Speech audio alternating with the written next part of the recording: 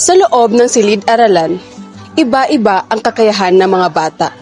Ngunit iisa lamang ang kanilang pangarap, ang matuto. Magandang muli mga bata. Ngayon ay nais kong basahin ninyo ang mission ng ating paaralan. Maaari bang tumayo kayong lahat at sabay-sabay ninyong basahin ito?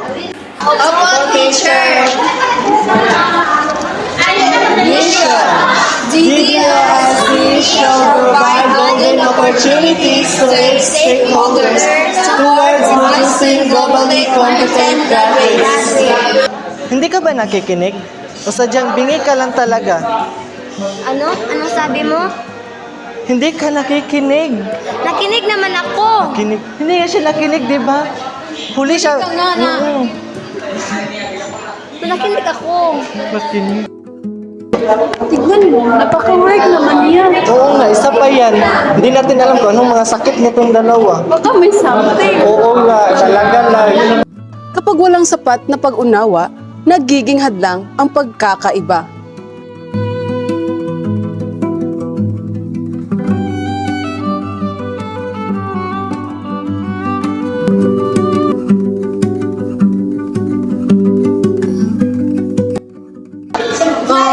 Siguro kailangan kong baguhin yung paraan ng pagtuturo ko sa mga bata. Bakit? Ano bang naobserbahan mo? Kasi na-obserbahan ko kasi na parang may special needs talaga ang ibang mga estudyante ko. Kaya kailangan kong hanapan ng paraan.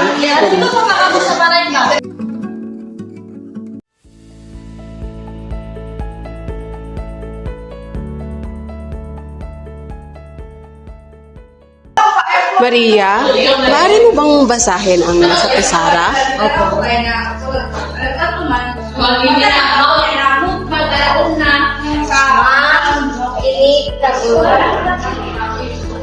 Magaling! Maaari ka nang umupo.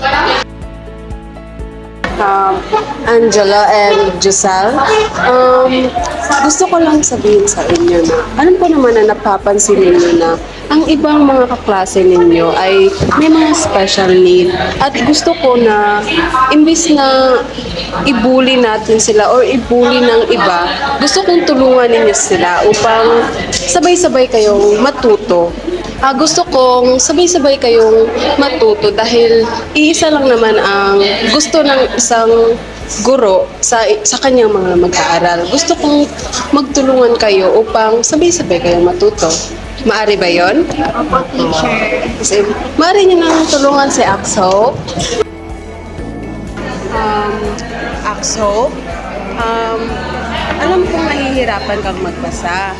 At meron kang mga klase na inatasan ko na tutulungan kanila sa pagbabasa. At wala namang mali, ay hindi naman mali kung magkamali ka sa pagbasa. Pwede naman nating ulitin at ulitin hanggang matuto ka. Okay lang ba yun? Opo, teacher.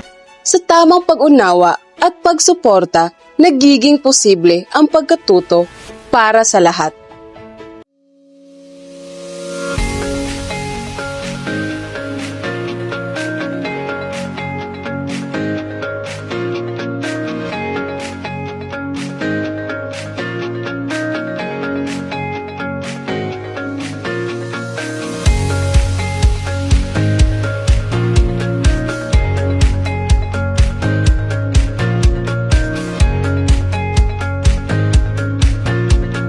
Ang inklusibong edukasyon ay ang pagbibigay pagkakataon sa bawat bata, anuman ang kakayahan nila.